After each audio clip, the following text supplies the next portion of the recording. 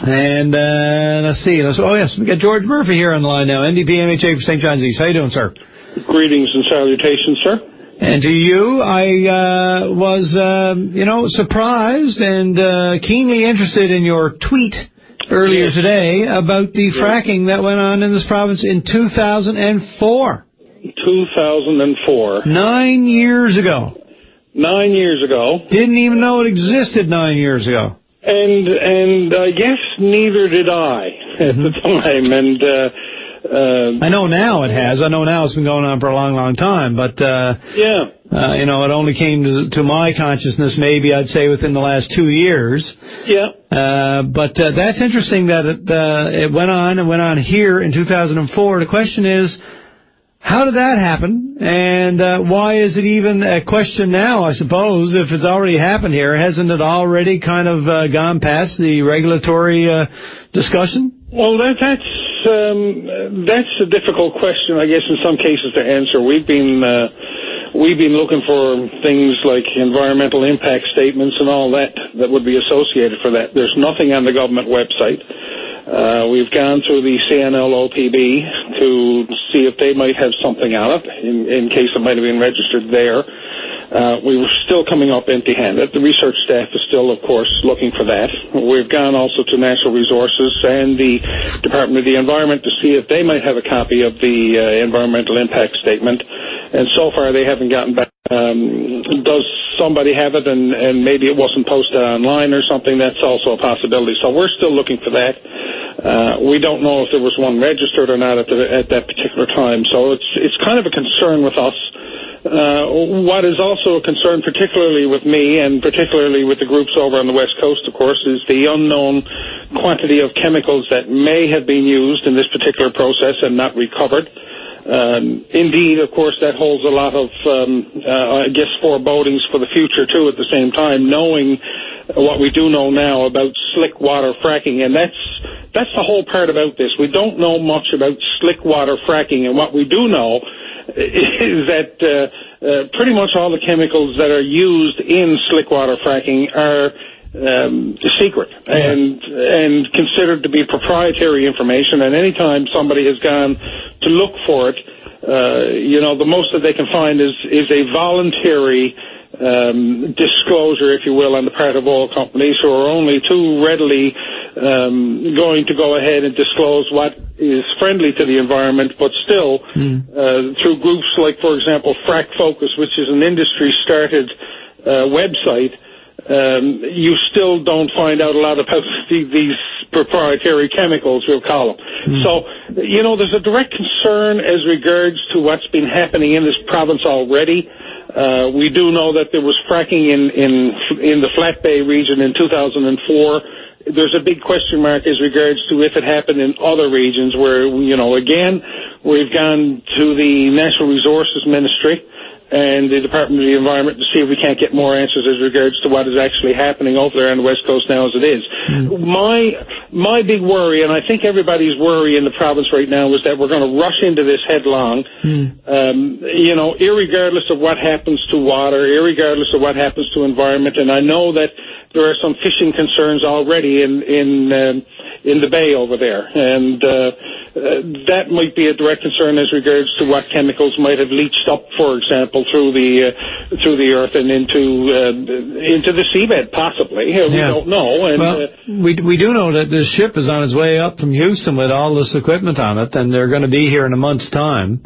We know that this equipment is extremely expensive, and the chances of them bringing it up here without a very good indication that they're going to be able to use it is slim. Well, it's like this. How much power does the Newfoundland and Labrador government have in telling no to these companies when it comes to actually shipping up a rig up here? I mean, you don't hear a statement from the Newfoundland government saying, listen, guys, you haven't been approved for this drilling yet. It's just as well that you go ahead and keep this rig down there. Now, we know that it probably costs some company out there a couple of $100,000 in order to book a rig in the first place to come up and do drilling. But, still that's no excuse for not having an initial approval by the Newfoundland and Labrador government to go ahead with the process and then go ahead and go out and look for your rig. So, now, I was told today that it's so difficult to get this equipment that it's quite likely or possible that they would go ahead and book it regardless of their, green light or not, because if you don't book it now, you're probably not going to get it. Well, that's disturbing in its own right if a company can go ahead and do that and disregard the environmental process that exists within the province, for example. No, I mean in the sense that they're going to have this and have it on hand on spec.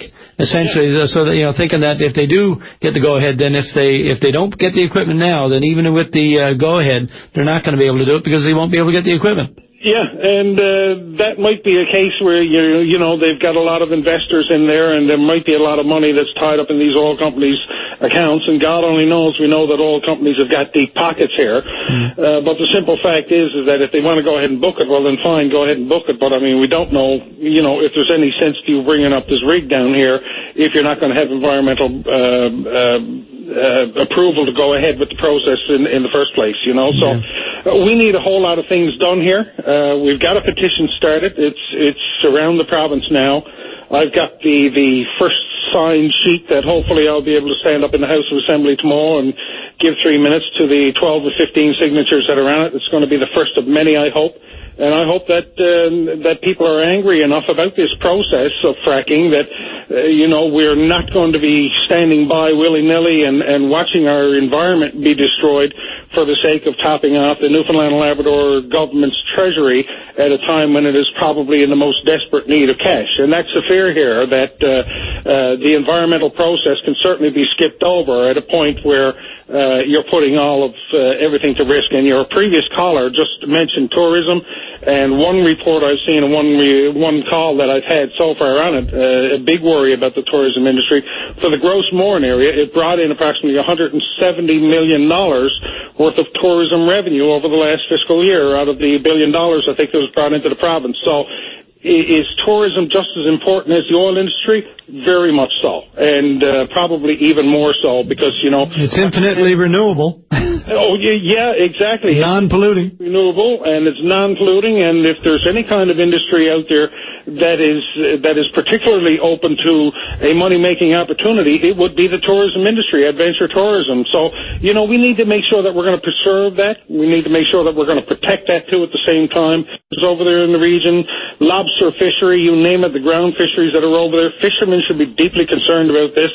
And, I think everybody in Newfoundland and Labrador should be directly concerned with the possible effects of water supplies, considering that, we're running into a lot of weakness when it comes to what we're doing with water. I mean, March the 5th, again, government released a report somewhere in the area of 230 different boil orders in this province right now, split up amongst, I think it's something in the order of 160 municipalities. So we've got problems when it comes to looking after our own water. Why do we want to go ahead and dump unknown chemicals there that can come back and bite us in the butt in the end? It sounds nonsense. Probably in the end for the money, and call me a cynic, but I got a feeling I know which way this is going to go. George, we got to run, but listen, really appreciate the call, and you'll be happy to know that I have been very frugal with the gas in my tank, and I just have fumes to get me to the gas station after midnight. And, it's like that with me, too. I tend to conserve a little bit here lately, and made the move into town now, so it's going to cost me a lot less to get around, and brings me into the district a little bit more, so it's great. All right, have a good night, and thanks again. Pete, have a good night. And like I said, the petition is out there. Those people that are interested, drop in on the Newfoundland and Labrador NDP website, and they'll find a link to it there. Okay. Thank you very much. Man, thanks. Bye-bye. Bye-bye.